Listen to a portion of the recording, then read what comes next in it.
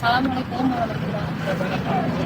Pada kesempatan kali ini, kami dari Komisi 2 akan melakukan wawancara kepada Ketua Pengelola Kampung Wisata Condet Jatisarjo, yaitu Ibu Agar, untuk pemenuhan nilai mata kuliah kelembagaan. Sebelumnya izin memperkenalkan diri terlebih dahulu. Nama saya Freana Rezekali dengan NIM 2555470 SP 25790. Dan nama saya Naswali Fianabila dengan NIM 2555558 SP 25803. Nama saya Radian Asdi Firmansyah dengan NIM 255555622 SP 25819. Langsung penutupan ya. Bu, sebelumnya saya mau memperkenalkan diri terlebih dahulu. Nama saya Freya. Asbi. Senang sekali, terima kasih atas kehadirannya. Kita merupakan mahasiswa dari Universitas Gadjah Mada, Prodi Bisnis Perjalanan Wisata. Di sini kami ingin mewawancara Ibu terkait pengembangan kampung wisata Condet Jatisarjo. Baik Ibu. Tanpa berlama-lama langsung saja ke pertanyaannya Ibu ya. Oke. Untuk pembukaannya terlebih dahulu, Ibu bisa ceritakan profil singkat kampung wisata ini?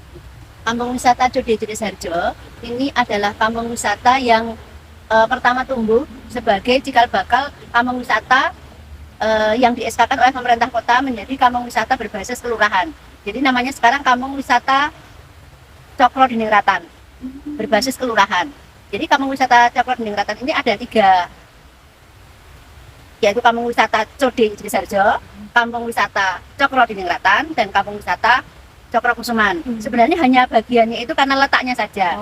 Kalau integrasinya jadi satu, tapi sudah biasa disebut kampung wisata Condet. Nah, kampung wisata Condet inilah yang pertama kali muncul, di mana kegiatan pemberdayaan masyarakat itu mulai dari mereka melestarikan sungai, kemudian gayung bersambut dengan kegiatan yang mendapatkan pendampingan dari pemerintah kota melalui kegiatan pariwisata. Kemudian kita di-branding oleh pemerintah kota dengan tagline Kampung Wisata Kelurahan Cokro Dininggratan, pelestari lingkungan, pengawal keberagaman. Berarti sebenarnya kalau sama kampung wisata Cokro Dininggratan itu berbeda, tapi ininya sama ya, pengelolaannya itu gimana? Jadi hanya wilayahnya yang berbeda. Kalau tempatnya sama jadi satu. Kebetulan saya ketua kampung wisata sekelurahan Cokro Dininggratan. Jadi terdiri dari 3 tempat, yaitu di Jatisarjo, di Cokro Dininggratan sendiri, dan di Cokro Kusuman. Masing-masing mempunyai potensi yang berbeda-beda karena kita mensegmenkan bahwa yang Jatisarjo ini pelestari lingkungan. Adanya kegiatan pemberdayaan masyarakat melalui pelestarian lingkungan sungai, kemudian ada sekolah sungai. Sedangkan Cokro Kusuman kami berikan untuk destinasi wisata berupa kuliner dan keberagaman oleh-oleh khas gitu. Kemudian yang Cokro Dininggratan ini ke atraksi dan kerajinan seperti batik, kemudian atraksi wisata seperti pembuatan blangkon, kemudian ada bergodo dan sebagainya. Oke, pertanyaan berikutnya, sejak kapan kampung wisata ini mulai mengembangkan pengembangannya di sektor pariwisata? Kalau sekitar 2012 ada 4 kampung wisata sampai 5 kampung wisata di kota ini yang tadinya itu digagas oleh masyarakat yang melakukan kegiatan untuk edukasi sungai. Nah, kemudian ada potensi wilayah, kemudian diangkat oleh pemerintah kota sekitar 2012. SK-nya kurang lebih ada sampai 2015-2017. Oke. Baik, berikutnya, pihak pertama yang menggagas ide pembentukan kampung wisatanya, Bu? Jadi dulu itu ada Bapak Toto Pratopo yang dia masih berada di kampung ini sebagai pemerhati sungai dengan nama Pemerti Condet. Pemerti itu adalah masyarakat pemerhati Sungai Condet yang dimana kegiatannya itu terus untuk melakukan pelestarian sungai. Gitu. Namanya Bapak Toto Pratopo yang mendapatkan anugerah Kalpataru tingkat nasional melalui Dinas Lingkungan Hidup. Motivasi utama dari motivasi utama itu, dan masyarakat sendiri merasa bahwa mereka itu hidup di bantaran sungai menggunakan air untuk kehidupan sehari-hari, sehingga mereka merasa bahwa harus menjaga lingkungan. Lalu bagaimana proses awal hingga terbentuknya pengelola kampung wisata ini? Proses awalnya karena di-SK-kan oleh pemerintah kota, dibentuklah suatu organisasi, kemudian ada tupoksinya masing-masing, mulai dari kegiatan sehari-hari itu bendahara, sekretaris, kemudian ada subnya itu misalnya bagian untuk sumber daya manusia, kemudian bagian untuk paket wisata, misalnya pembagian guide, kemudian pembagian penerima tamu, pembagian keamanan, pokoknya merujuk ke Sabta Pesona yang tentunya ketika ada tamu itu mereka sudah punya job deskripsinya masing-masing. Lalu sebelum kampung wisata Coret Jati Sarjo ini menjadi kampung wisata, apakah sebelumnya sudah memiliki potensi wisata yang dikenal oleh publik? Sebenarnya kita ini ada beberapa potensi. Yang pertama itu dulu itu ada yang namanya situs sejarah, tapi sekarang sudah tidak kelihatan. Di situ itu ada situs sejarah, situs Pasiraman. Pasiraman itu tempat untuk siram atau mandi pangeran atau putri yang tadinya itu menurut narasi zaman dulu itu tempat pemandian. Mereka itu berjalan ke tepian sungai ke Gunung Merapi, kemudian pulang mereka bermandi atau membersihkan diri, kemudian pulang ke keraton. Itu situs sejarahnya nama situs Pasiraman. Sekarang kita gunakan nama itu untuk tagline dengan harapan untuk kajian-kajian berikutnya itu bisa dimunculkan. Kemudian potensinya lagi adalah heritage. Heritage ini banyak sekali. Di atas itu ada SMA Negeri 11, itu sekolah kebangsaan yang dulu adalah peninggalan sejarah Wahidin Sudirohusodo, kemudian beberapa pergerakan nasional yang kemudian melahirkan Sumpah Pemuda namanya Gedung Kebangsaan atau Gedung Budi Utomo. Kemudian lagi ada situs sejarah yang tentunya SMA 11 ini ada Juliana Plensi School. Kemudian lagi ada STM, itu dulu itu adalah tanah atau sekolah zaman Belanda. Itu mbaknya Thomasnya bisa buka di petanya University of Leiden di Belanda, itu mungkin bisa diakses bahwa di utara tubuh ini banyak sekali heritage yang kebetulan berada di wilayah Cokro-Dingingratan. Baik.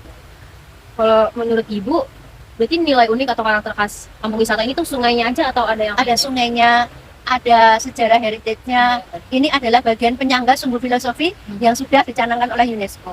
Karena mulai dari benteng Kandang Menjangan, kemudian Keraton Tugu, Putih, kemudian sampai Monumen Jogja Kembali, ini kan menjadi sumber filosofi. Di mana pada zaman dulu itu keraton pada saat perang Belanda itu adanya suatu tempat yang mana banyak menorehkan sejarah, sehingga negara Republik Indonesia ini dengan adanya Yogyakarta memberikan dampak penting di mana menyangga keuangan, termasuk kemudian kegiatan-kegiatan zaman Belanda ini menjadi narasi penting yang harus diabadikan, di mana Tugu ini mempunyai nilai sejarah dan Cokro-Dingingratan ini berada di sepertiga wilayah Tugu. Kalau dari Ibu sendiri, Ibu mengenal konsep pentahelix dalam pengembangan wisata? Pentahelix ini kita sudah mulai bekerja sama dengan sekolah akademis ya, kemudian OPD terkait misalnya PUPR, Dinas Lingkungan Hidup, Dinas Pariwisata, Dinas Tata Ruang. Ini sudah banyak membantu kita untuk pendampingan kegiatan kampung wisata. Selain itu kita juga mengajak pengusaha-pengusaha yang di wilayah kami, hotel-hotel yang berada di lingkungan Kelurahan Cokro-Dingingratan. Pengusaha itu kita undang, kita bikin kajian semacam FGD, bagaimana kedepannya kita mempunyai peluang-peluang MOU untuk ikut andil mengembangkan kegiatan wisata, baik itu jasa wisatanya, kemudian souvenir atau makanan yang tentunya bisa menambah daya jual potensi wilayah di sekitar hotel-hotel dan sekitar wilayah-wilayah pengusaha-pengusaha itu. Berarti konsep pentahelix sudah diterapkan Sudah ya, Ibu? diterapkan. Baik. Berarti kan tadi Ibu ada mention pemerintah ya, berarti Ya, ada ya, kerjasama ya, dengan pemerintah. ya. Kalau itu ini pertanyaan lanjutannya tentang peran pemerintah ya, Ya. terhadap pengembangan kampung wisatanya. Bagaimana bentuk dukungan pemerintah desa kampung terhadap pengelolaan kampung wisata? Jadi kebetulan saya menjadi ketua kampung wisata ini sudah periode kedua. Ketika pertama dulu tahun 2020-2021 itu awal saya sebenarnya sudah ikut beberapa tahun, tapi tahun 2021 itu kebetulan saya kepilih yang pertama. Itu saya membuat program jangka pendek, jangka tengah, jangka panjang. Program jangka panjang tahun 2021 saya itu lahan ini saya ajukan pemerintah kota untuk dibeli, sehingga kegiatan wisata kami akan lebih bebas untuk menjalankannya. Karena kalau lahan itu milik perseorangan, maka kan kita punya batasan-batasan tertentu apa yang harus kita usahakan, sehingga kita harus memberikan kontribusi kepada pemilik lahan. Kemudian 2021 kami alhamdulillah tanggal 12 November kemarin lahan ini sudah resmi dibeli dan dibayari oleh pemerintah, sehingga program kerja jangka panjang saya selama 5 tahun terjawab. Ini insya Allah nanti Dinas Lingkungan Hidup, Dinas Tata Ruang dan sebagainya yang akan mengkonsep akan dijadikan apa kedepannya lahan ini. Artinya kalau kita punya pengembangan semacam food court, kemudian yang selatan itu pengembangan kolam renang. Jadi kami berusaha untuk terus memperjuangkan bagaimana kita berkonsep menjadi kampung wisata yang punya destinasi yang cukup mampu nanti mengikuti perkembangan zaman. Seperti itu. Nah, berarti kalau dari Ibu sendiri ada nggak sih regulasi atau kebijakan khusus yang secara spesifiknya yang dapat membantu pengembangan kampung wisatanya? Kebijakan khususnya terakhir itu pemerintah kota melalui Dinas Pariwisata branding. Jadi kampung wisata Cokro Dinding Ratan ini brandingnya adalah kampung wisata adanya pelestarian sungai. Oh iya. Kalau di tempat lain mungkin karena di tengah kota, kemudian mereka tidak punya sungai yang masih ada banyak pepohonan, masih ada sungai yang memberikan kontribusi oksigen paru-paru kota. Jadi tagline-nya kampung wisata Cokro Dinding Ratan ini ada kegiatan pelestarian Sungai Code. Kemudian pengawal keberagaman. Pengawal keberagaman itu kami ini banyak sekali suku ras agama, adat istiadat yang berbeda-beda dengan karakter yang berbeda-beda, tapi tidak meninggalkan nilai-nilai luhur. Nah, jadi kami menggunakan potensi wilayah itu, misalnya atraksi barongsai, kemudian atraksi ketoprak, atraksi-atraksi ini kita jadikan semacam potensi wilayah. Oh, baik. Nah, ini kita di-branding oleh pemerintah kota bahwa tagline ini tidak akan digunakan oleh yang lain gitu. Kita di-branding sudah langsung. Oh, Itu iya, melalui iya. Dinas Pariwisata Kota yang diresmikan di Kepatian bahwa kita sudah membranding bahwa kampung ini adalah pelestarian lingkungan dan pengawal keberagaman dengan adanya barongsai, kelenteng, kemudian heritage ini tidak ada di tempat lain yang cukup lengkap seperti di Cokro Dinding Ratan. Biar tidak ada yang sama ya Bu. Indonesia. Biasanya seperti itu karena kan kadang-kadang misalnya nih di sana ada batik, kalau di sini ada batik, bedanya batiknya sini sama sana apa gitu. Iya. Keunikannya itu masih ada kegiatan pelestari sungai gitu. Ah, iya betul. Nah, tapi pemerintah ada membantu nggak Bu dalam penyediaan infrastruktur? Ya ini salah satunya, akhirnya tanahnya dibeli. Oh iya. Ya. Oh, oke. Kemudian tahun 2012 ke atas itu ada program Kotaku yang tadinya ini hanya tebing, curam, kemudian keamanannya tidak terkendali karena longsor. Akhirnya dibikinkan infrastruktur ini, apa namanya, jalan konblok, kemudian pagar-pagar ini ada infrastruktur dari programnya Kotaku yang tadi mbaknya lewat ke atas itu ada tulisan Kotaku 2012 kalau tidak salah. Oke, berarti Ini juga termasuk. Iya. Jadi tadi selain infrastruktur sama membantu untuk branding, pemerintah juga bantu dalam hal pendanaan atau pelatihan seperti itu nggak Bu? Kalau pelatihan kita mendapatkan dari Kemenparekraf tahun 2022-2023 itu beberapa pelatihan pemandu wisata yang diprakarsai kalau tidak salah dari Badan Otoriter Borobudur ya, Otoriter Borobudur itu ke Magelang 2 minggu kita harus mengirimkan 2 personil untuk kegiatan pemandu wisata. Kemudian lagi kita diberi pelatihan CHSE melalui beberapa kampung wisata yang online melalui Kemenpar. Kemudian kalau bulan-bulan terakhir saya mengikuti program event-event baik itu yang tingkat kota maupun tingkat nasional di beberapa kota dengan harapan bahwa kampung wisata yang sudah menjadi maju. Jadi kami ini kan kampung wisatanya mulai dari rintisan, berkembang, kemudian maju. Nah, terakhir ini kita diminta untuk mandiri. Tapi kalau mandiri itu kita CSR-nya harus sudah banyak. Karena kalau mandiri tanpa CSR kan kita nggak bisa. Nah ini dengan harapan infrastruktur sudah ada, nanti CSR-nya seperti BPD, BCA, BRI ini kembali memberikan kita kontribusi, sehingga kalau sudah berkontribusi kita mungkin baru bisa mandiri. Karena kalau belum mendapatkan kontribusi, selama ini kan kita belum ada pemasukan yang lebih, kita nggak bisa mandiri. Jadi kami menjadi kampung wisata berjenis maju. Baik. Jadi kalau menurut Ibu sendiri pemerintah cukup aktif ya dalam atau pengembangannya. Tapi kalau untuk perencanaannya itu semuanya dari pengelola kampung wisata atau Perencanaan dibantu oleh kami pemerintah seperti juga? ini Mbak. Kita kan punya ada program jangka menengah, jangka panjang. Kalau yang jangka pendek itu mungkin SDM, pengembangan, kemudian rapat-rapat itu kan mesti dari bulanan ya rapat jangka pendek. Mungkin yang jangka menengah itu 3 bulan atau 4 bulan sekali itu kita di Dinas Pemerintah Kota Pariwisata itu ada lomba. Entah itu lomba daya tarik wisata, entah itu lomba paket wisata, kemudian ada lagi lomba pembuatan atraksi-atraksi wisata. Kita selalu mengikuti aktif sehingga ketika juara kita punya pemasukan. Oh iya. Ya kan juara 1, 2, 3, 4, 5 itu sekitar 5, 4, 3, 2 itu minimal 2,5 itu dalam 1 tahun itu kita dapat. Karena apa? Karena kita berperan aktif. Tapi kalau nggak aktif juga nggak dapat. Jadi dananya juga dari situ juga ya? Iya. Iya.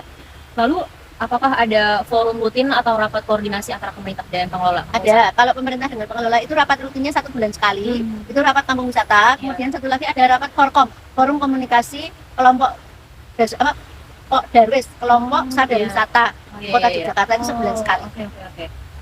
Terus bagaimana pemerintah membantu mengatasi kendala administratif, misalnya kayak izin pajak dan lain-lain? Nah, gini Mbak. Ini kan kita masih menggunakan SK pemerintah kota ya. SK-nya itu kita belum sampai semacam punya NIB itu kan belum ya. Karena kan destinasi wisata kami belum semacam destinasi wisata yang ke branding seperti tujuan wisata. Jadi misalnya tujuan wisata itu kayak kebun binatang Gembira Loka, kebun binatang yang di Suraloka. Itu kan mereka itu ada NIB-nya karena perseorangan katakanlah atau yayasan. Kalau kita ini kan di SK kan melalui SK pemerintah kota ya. Jadi kegiatan pemberdayaan yang berbasis masyarakat ini masih atas nama kelurahan. Nah, ketika atas nama kelurahan ini soal perizinan tidak masalah karena pengembangan masyarakat di wilayah. Nah, kalau nanti kita itu sudah berbentuk misalnya kolam renang, berbentuk pasar food court yang benar-benar menghasilkan nilai uangnya lebih, itu saya kira mungkin kami akan dibantu dari soal perizinan. Karena ini kan kita baru berproses dari maju tadi untuk mengembangkan satu destinasi wisata yang mungkin kedepannya kita akan berbadan hukum atau NIB seperti itu. Basisnya kan masyarakat, masih seperti saya nggak pakai seperti itu. Ini untuk pertanyaan terakhir terkait kerjasama dengan pemerintah. Ya. Kalau dari Ibu sendiri, menurut Ibu apakah ada masih yang kurang terkait bantuan? Dan menurut Ibu ada yang perlu ditingkatin nggak? Ya, infrastruktur sudah mulai ya, tapi kalau harapan saya itu ada pemeliharaan. Kalau dari dulu itu program pemeliharaan itu nggak ada ya Mbak. Jadi pemeliharaan itu misalnya kami ini pernah dapat bantuan insinerator ya. Nah itu kan ada istilahnya kalau sebuah barang itu kan ada nilai akumulasi penyusutannya. Ya pemeliharaannya itu kan kami harus memberdayakan sendiri. Kemudian yang kedua ini misalnya kita harus membersihkan tempat harian itu kami masih banyak dibantu oleh Dinas Lingkungan Hidup. Nah ini saya pengen ya Dinas Lingkungan Hidup itu lebih aktif di tempat kita. Jadi ada semacam rapat antara Dinas Lingkungan Hidup. Mungkin ini terkait besok ya, ketika sudah menjadi milik pemerintah mungkin ini lebih dekat. Saya rasa karena kemarin kan belum milik pemerintah, jadi pemerintah sendiri turun aktifnya kan jadi kurang. Saya rasa mungkin ini proses ke depan. Oke, kalau gitu pertanyaan terkait kerjasama dengan pemerintah sudah selesai. Lanjut ke pertanyaan mengenai peran akademisi. Oh ya. Dan ini akan dilanjut oleh teman saya. Ya.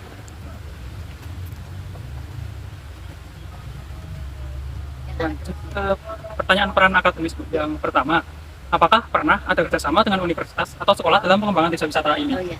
Jadi kita tahun 2022 ini yang sudah paling dekat aja ya, itu dari KSE UGM atau FEB itu ada kerjasama untuk produk oleh-oleh berupa jahe merah instan yang mereka mahasiswa mendapatkan beasiswa dari KSE itu aktif peran serta untuk membantu cara pembuatan produk. Beberapa produk yang dibuat waktu itu semacam olahan-olahan jahe merah, kemudian olahan-olahan tanaman yang ada di sekitar sini. Kemudian waktu itu pas COVID juga diajari olahan pembuatan hand sanitizer dari produknya lidah buaya. Kemudian 2 tahun 3 tahun berjalan itu kami diberi pelatihan packaging, kemudian diberi pelatihan digital marketing, dan diberi bantuan beberapa peralatan seperti kompor dan alat-alat untuk marut. Istilahnya kan jahe merah itu kan masih diparut gitu. Kemudian berikutnya 2023 ada UNY untuk bantuan pelatihan pembuatan makanan oleh-oleh berupa lele, abon lele, kemudian nugget lele dan sebagainya. Kemudian 2024 terakhir kami mendapatkan dari UKDW yaitu pelatihan pembuatan souvenir hewan-hewan ciri khas Sungai Code seperti bulus, ikan, itu dari pembuatan tutup botol aqua, pembuatan tutup botol yang kemudian disulap ya istilahnya tutup botol itu, kemudian dicairkan, kemudian dicetak menjadi gantungan kunci untuk ciri-ciri hewan-hewan khas yang ada di wilayah bantaran sungai. Itu terakhir kita kerjasama dengan UKDW. Kemudian kalau terakhir UNY itu digitalisasi destinasi wisata. Sudah ada, jadi di Google Map-nya kita rencana itu sudah digitalisasi sampai ke belakang tentrem sana sampai Betelponik itu setiap destinasi wisata ada ininya. Insya Allah. Kemudian kalau tahun 2000-an ya waktu pertama kali itu Fakultas Teknik Arsitektur, Geodesi, Geografi dan sebagainya ini yang mengembangkan bantuannya pipa pemipaan Tirta Kencana. Bentuk kontribusi akademisi seperti apa? Penelitian, pendampingan, pelatihan atau KKN tematik? Semuanya saya rasa sudah pernah mendapatkan ya. Kalau yang tematik itu UNJ, UGM juga ada. Kemudian yang pendampingan KSE UGM tadi, geografi. Saya rasa seperti Jana Badra, kemudian dengan penyiraman Taman Robin, ini namanya Taman Robin itu robot IT kan ya. Kemudian lagi ada Sarjana Wiyata, kemudian banyak sekali, hampir ada sekitar 10-an kampus yang sudah berperan aktif kurang lebih 10 sampai 12 tahunan terakhir. Kalau yang jelas UGM paling dekat sudah sering. Lanjut, apakah ada hasil penelitian yang dijadikan acuan untuk kebijakan atau inovasi di desa ini? Kalau tidak salah waktu itu ada pembuatan semacam DED ya, DED gambar master plan yang kemudian diajukan, kemudian nanti akan menjadi tolak ukur perencanaan pembuatan destinasi wisata ke depannya. Itu belum ya? Masih Sudah, sudah. sudah dalam proses, tapi kan baru mau dibeli ya, Oh, ini sudah iya. dibeli, mungkin nanti DED-nya dipakai lagi. Dengan adanya bantuan dari kampus itu, apakah masyarakat merasa terbantu? Masyarakat jadi punya pengetahuan, masyarakat jadi lebih sadar bahwa dia mempunyai kemampuan nilai jual baik itu produknya maupun jasanya. Saya rasa mereka lebih paham dan tertarik untuk mengembangkan hasil karyanya, baik itu untuk dijual bebas maupun dijual melalui kegiatan kampung wisata. Dari pihak akademisi ini, apakah membantu dalam promosi digital atau publikasi tentang desa wisata ini? Ya, itu tadi saya sampaikan, UNJ ada untuk digitalisasi, Amikom juga ada, kemudian UKDW, UGM sendiri juga memberikan pelatihan digital marketing. Kemudian ketika masuk ke Instagramnya kan otomatis sudah melalui proses Iya. mengembangkan informasi marketing penjualannya juga, saya kira seperti itu. Lanjut untuk ini, komunikasi antara pihak akademis dan pengelola wisata ini bagaimana? Sangat mendukung ya, artinya akademisi ini ketika mereka membutuhkan, kami juga simbiosis mutualisme. Artinya ketika kita juga membutuhkan apa sih yang sekarang baru direncanakan pemerintah, kan otomatis mahasiswa mungkin sudah tahu ya, karena kan kita ada semacam FGD, kemudian banyak sekali informasi-informasi yang didapatkan melalui akademisi ini, karena akademisi ini kan mereka belajar dari teori-teori di kampus, sedangkan kami kan langsung praktek ya, jadi kita bersimbiosis mutualisme, artinya oh ternyata seperti ini, kalau dengan pengetahuan yang ada di kampus itu kita menjadi lebih baik seperti itu. Maaf ya. Berarti ini tadi pertanyaan terkait akademisi sudah selesai. Kita akan lanjut ke pertanyaan mengenai peran dunia usaha, Ibu. Peran dunia usahanya peran dunia usaha itu kemarin contohnya yang sudah ya, Hotel Tentrem itu akhirnya mengajak kita untuk kolaborasi pembuatan pupuk organik cair. Oh iya, Bu. Buat Digunakan untuk kelompok tani. Oh iya, iya. Terus untuk bagaimana keterlibatan pelaku usaha lokal seperti pengrajin, petani atau pelaku kuliner dalam kegiatan wisata ini? Mereka aktif ya pada saat penjualan souvenir, kemudian ada kegiatan UMKM Pasar Minggon, kemudian kalau mau beli souvenir itu ada di kelurahan, lengkap di sana Mbak. Kan ada programnya di 2 RT Gotong Royong Tetrapreneur yang dilakukan oleh FEB, Bu Ika, itu mendukung sekali kegiatan UMKM-nya. Jadi UMKM Tetrapreneur itu di kota itu ada cuma 4, yang mana mau tidak mau kita itu harus punya potensi wilayah yang masyarakat minimal di dalam rumah itu punya produk yang nanti ketika mau ada tamu itu sudah langsung bisa disetorkan di sana. Dalam dunia perusahaan ini, Bu, apakah memberikan pelatihan kewirausahaan atau pengenalan bisnis kepada warga? Pelatihannya melalui UP2K. UP2K itu usaha peningkatan pendapatan keluarga, UP2K, di mana diberikan pelatihan-pelatihan melalui Musrenbang. Musrenbang itu musyawarah perencanaan pembangunan kelurahan.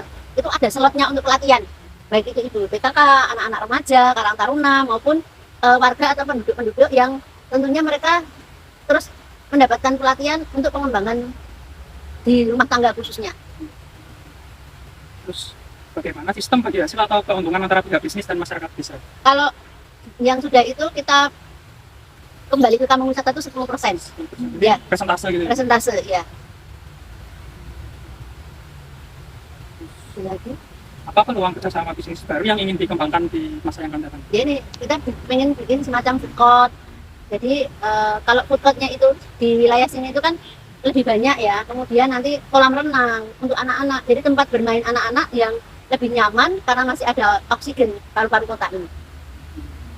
Karena di tengah kota masih ada sungai yang masih sejuk, di mana orang-orang itu nanti bersepeda dengan kegiatan wisata sepeda itu, mereka terus bisa berhenti di sini sambil mengembangkan kegiatan wisata. Baik, kalau gitu tadi pertanyaan terkait dunia usaha sudah cukup. Sekarang kita lanjut ke peran komunitas dan masyarakat ya, Ibu. Ya. Oke, ini akan dilanjutkan Monggo oleh Mbak. Nah, baik, Ibu, untuk pertanyaan terkait peran komunitas dan masyarakat yang pertama, siapa saja pihak yang tergabung dalam pengelolaan desa wisata ini? Apakah Kodarwis, Karang Taruna, Ibu PKK? Ya. Kami ada susunan kegiatan yang ada di kampung wisata ini. Dari struktur itu kami mengambil dari struktur ketua RT, ketua RW, pemuda, kemudian Karang Taruna yang kita libatkan dalam tim digital marketing. Jadi setiap bulan itu kan ada pertemuan. Jadi di pertemuan itu kita sampaikan bahwa kegiatan pada bulan ini itu kita akan melaksanakan apa saja, bulan depan kita evaluasi, dan mereka punya tupoksi masing-masing. Artinya bahwa mereka sudah punya bagian-bagian sendiri untuk Sabta Pesona termasuk keamanan. Besok kita ada acara ini tamu tanggal 15, tamunya sejumlah ini.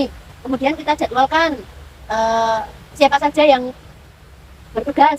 Kemudian bulan depan ada lagi siapa saja yang bertugas. Ini kemudian kita bikin jadwal untuk melibatkan semua warga yang berperan serta di kegiatan kampung wisata. Jadi RT RW itu kita beritahu, misalnya ada tamu ini langsung kita beri share bahwa hari ini akan ada tamu sejumlah ini, kemudian kegiatan ini nanti akan memberikan kontribusi sejumlah ini, nanti kembalinya berapa, persentase berapa sudah kita sampaikan.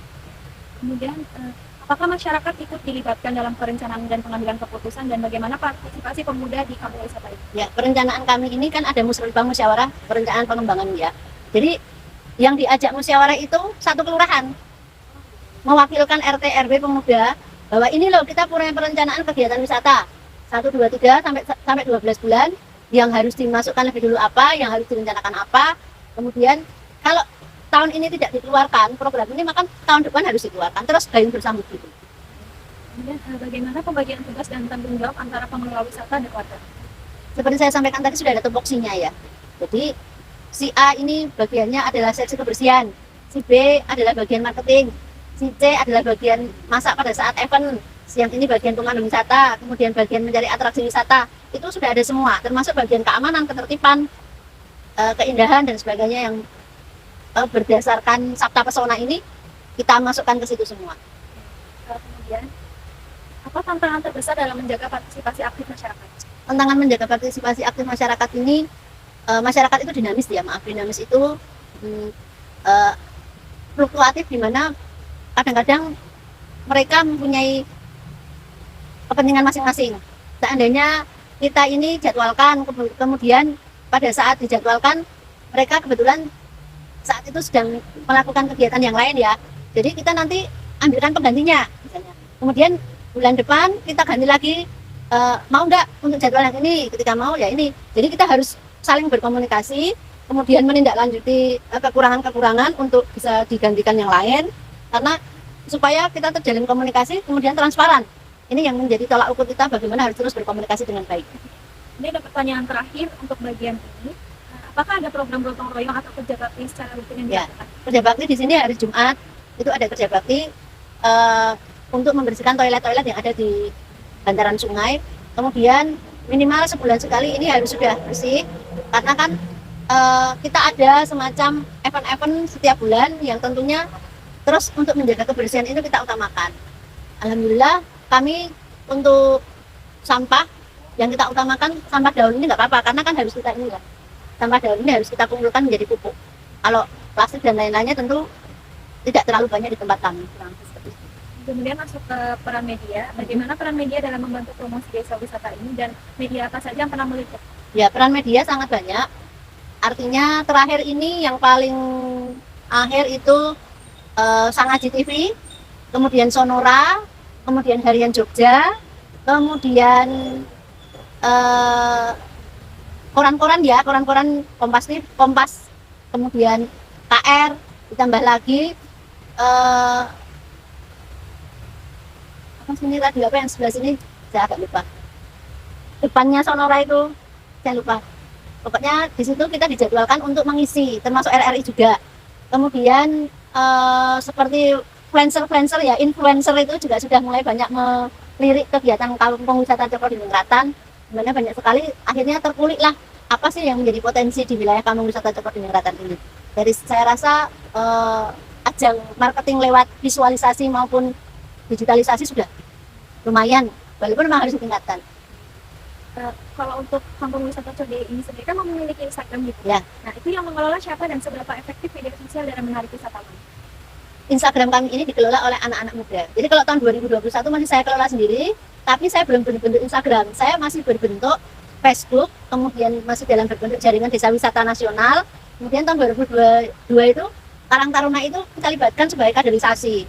alhamdulillah sejak 2023 mereka sudah mengaktifkan sendiri, sudah konten-konten itu sudah kita berikan ke dia. Salah satunya mungkin kemarin yang mbaknya wawancara sudah saya kirimkan, artinya nanti tinggal tunggu tayangnya di Instagramnya Kasaningrat itu kapan, karena mereka butuh untuk mengulik apa sih kelebihannya kampung wisata, apa sih kekurangan, apa sih perbedaannya dengan yang lain, sehingga konten kreator dari masyarakat sendiri itu terbentuk dari masyarakat, mulai dari anak-anak muda Gen Z, Gen Alpha, yang tentunya lebih dekat dengan gadget digitalisasi. Jadi anak-anak muda ini kita tempatkan sebagai pengelola Instagram digital marketingnya.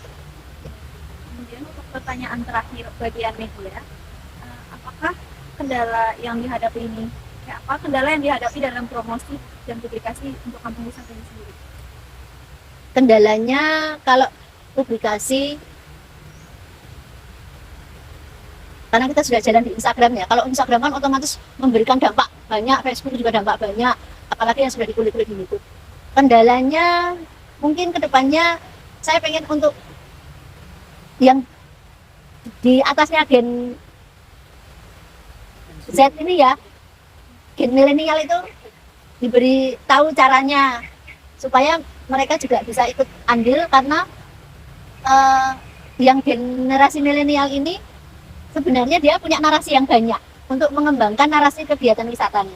Karena orang-orang zaman saya itu kayak yang nggak kenal gadget, itu dia punya narasi. Tapi narasinya kan hanya di dalam pengetahuannya dia. Ketika kayak saya tidak kenal gadget dan saya tidak punya literasi digital, maka hilang. Padahal sejarah ada di situ.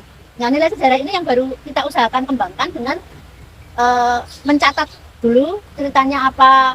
Misalnya literasi Taman Jidis Pasiraman ini tentunya yang punya itu kan yang generasi tahun 80-90 yang punya cerita. Kalau dia tidak mengenal gadget, maka dia tidak punya cerita. Nah, ini yang harus dikembangkan, kemudian ditulis, kemudian dinarasikan dalam bentuk digital. Mungkin ini dari saya saja ya, dari apa sih yang harus dilakukan ke depannya supaya punya narasi-narasi yang baik. Untuk pertanyaan Kak Helix sudah selesai, namun ini ada beberapa pertanyaan tambahan yang ada program atau inovasi yang baru atau sedang atau mungkin akan dikembangkan ke depannya? Inovasi kami, kita membuat paket-paket wisata baru. Jadi paket wisata ini lebih spesifik. Artinya kalau kemarin paket wisatanya jalan dari kelurahan kemudian bersepeda ke sini kan paketnya terlalu panjang nih. Kita bikin paket wisata yang kecil-kecil saja. Artinya sesuai dengan segmennya. Jadi anak-anak nih, paket wisatanya apa sih? Bikin souvenir. Kemudian yang bapak ibu gitu ya, generasi milenial, paket wisatanya apa sih? Paket wisata bikin kerajinan dari berbahan daur ulang, misalnya seperti itu. Kemudian paket wisatanya apa sih? Belajar bahasa Inggris. Atau lagi paket wisata yang kita nanti namakan Kasawiyata Craft. Kemudian ada lagi, kita lagi menggodok paket-paket wisata yang paketnya itu tidak terlalu durasinya panjang. Kemudian apa pencapaian terbesar kampung wisata ini sejauh ini? Paket kita itu dulu juara tahun 2021 itu 500 besar tingkat nasional, kemudian 300, kemudian 100 besar. Kemarin itu nyaris di 51. 50-nya itu Prambanan, sebelah timurnya Prambanan, desa wisata apa ya? Bukisan.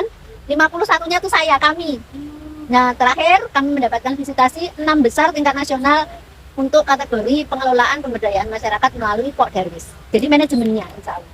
Tapi kan manajemen kami belum manajemen ke bisnis yang seperti di luar community based tourism ya. Jadi kita masih bersifat masyarakat, kearifan lokalnya lebih kita ada. Dan terakhir dan sebagai penutup, apa harapan Ibu terhadap masa depan desa, kampung wisata, dan kolaborasi Peta Helix ini di Indonesia? Harapan saya, kampung wisata Kelurahan Cokro-Dinengratan ini masyarakatnya sadar akan wisata ya. Dia punya potensi untuk dikembangkan sehingga bisa menambah perekonomian masyarakat, taraf hidupnya lebih baik dari yang kemarin, karena kan kita berada di bantaran sungai dengan ekonomi yang kurang beruntung, istilahnya seperti itu. Semoga kedepannya lebih beruntung karena dengan kegiatan potensi wisata ini. Kemudian yang kedua, karena kita ini berada di negara Indonesia yang tentunya peningkatan nilai jual itu akan lebih terus, kita bisa mengikuti perkembangan zaman sehingga kita mampu berkontribusi untuk negara Indonesia. Seperti itu. Ada lagi? Seperti itu aja pertanyaan kita. Karena belum juga ya. Ibu sudah meluangkan waktu ya. Oke, Ibu. Bentar. Kita foto dulu.